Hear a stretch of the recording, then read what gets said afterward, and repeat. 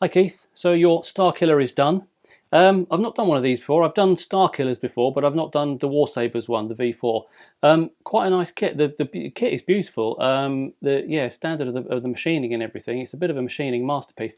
And the ribbon cables linking up the various PCBs inside, because obviously you've got onboard charging with it. Yeah, really quite a nice kit, I must say. So yeah, it was fun to do this one. I've made a few little changes with Warsabers' blessing. There was a few little comments on their instructions about things you might want to change, which I have. But I'll run you through those, and yeah, you can see what's what.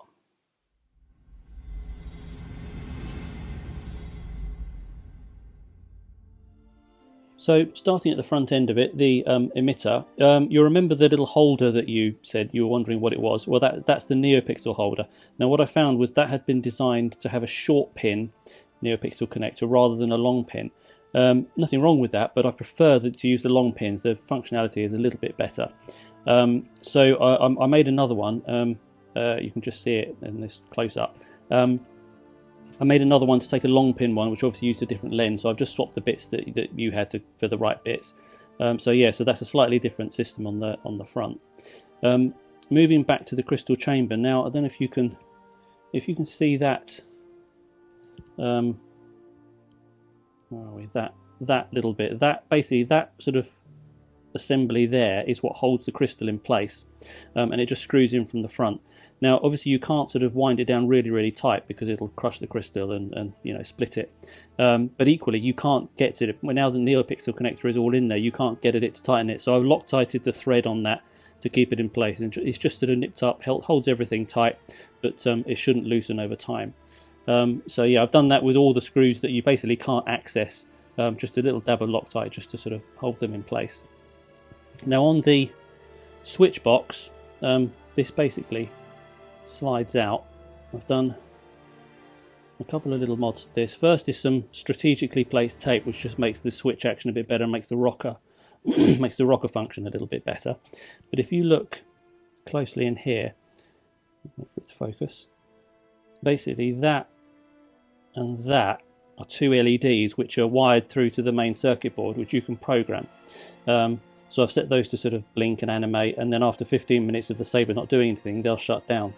Now if you look at these two pads here, there was another LED there and another LED there, and they were hardwired to the power system, which meant all the time the Saber was booted up, they were lit. There was no way of switching them off.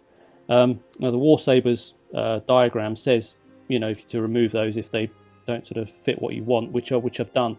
I basically just unsoldered them and took them out because they were drowning out. These you can change colours, whereas the others were just fixed red. So they were just blowing out the other two. You couldn't really see the animations. So yeah, took those out. Now you can see these two animations. And the way I've set it is sound fonts, good guy sound fonts. They blink blue alternately, and then blink faster when the blade's lit. And bad guy sound fonts, they blink red and faster when it's lit. So yeah, so that's the setup there, and that just slides in. Be careful not to catch anything. The little rubber sort of bung there, which is just glued in, just acts as a sort of a rocker, and also just holds it in place. So then you've got your switch action, main button, aux button. So yeah, so that's the switch box. Blade retention. Now this is there's two blade retention mechanisms. You've got the screw there. I'll supply with an Allen key for that.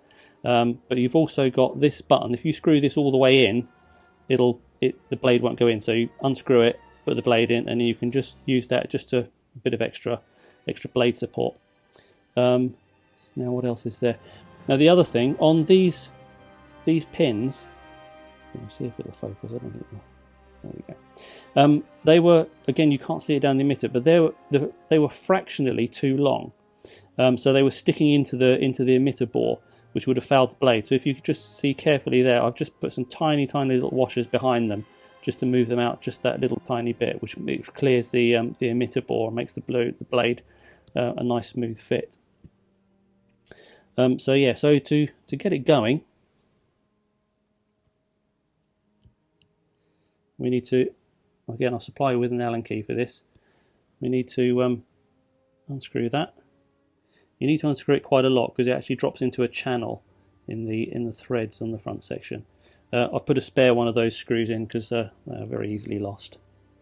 And then when you put it back, to line it up, that rib next to the Covertech in line with the underside of it, and that lines up that hole with that little hole there, so to lock the whole thing in place. So if we slide the grip section off, there is our Profi board. Now I haven't done the extender whereby you can program it from there for two reasons. Two reasons. The first is that with the extender plugged into it, it made getting access to the SD card a little bit tricky. Although you can access the SD card via the data connection, it's painfully slow. If you wanted to add a new font, it would take ages. So yeah, I didn't really sort of bother with that, and I have to say it looked a bit untidy and a little bit clunky. And of course, it's all dead easy to get to anyway, so it all seemed a little bit unnecessary. But you've still got the onboard charging, so yeah, a USB-C connector in there will charge up the battery. I mean, the battery is removable anyway, so if the battery wears out, whatever. So yeah, you've got all those options. So to get it going, kill switch towards the emitter. So just interrupting this briefly, when I made the rest of this video I hadn't fitted the OLED screen. Now I have, so I'll just run you through that quickly. There is a screen built into the special socket in the chassis. So when we boot it up,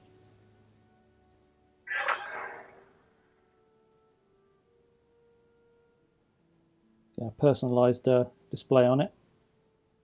Then it goes to battery display, and then when you light it, okay, a little animation in it, and then clashes and lockups and blasts all sort of all cause it to break up just as it would in a real thing. And then when you shut it off, back to the battery display. So yeah, that's the OLED screen. Now there's our spine LEDs just animating slowly behind the crystal. The crystal isn't lit. The crystal will just follow the blade, and then on top we've got our blinking, animating LEDs. So if we fire it up, they blink a little bit faster. Now it only goes in one direction when the blade's lit, and of course the crystal lights up to go with the blade. Now when you on each sound font, each preset, there's 12 colours programmed in, so when you change the colours on the blade, the crystal will follow and that spine will follow, but they will stay the same. So yeah, that's how it's sort of set up. And then press and hold to shut it off. And the crystal goes out and we go back to pulsing in both directions. So yeah, so that's the sort of main setup. So yeah, let's get a blade in there. I won't bother with that grub screw just for now.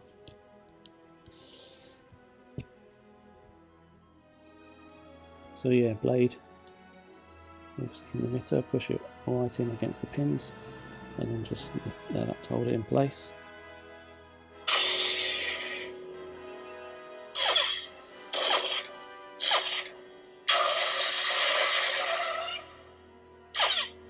It's all on there. Press and hold to shut it off. Now your fonts, I've loaded your 4 fonts on there. Some of the file formats were a bit wrong, some of them were wrong kilohertz and stuff, so I've gone through and sorted all that out. So yeah, you've got your 4 fonts as well as the full range of my freebie fonts. There's about sort of 20 on there altogether. So yeah, so that is your rather amazing Starkiller lightsaber. Enjoy!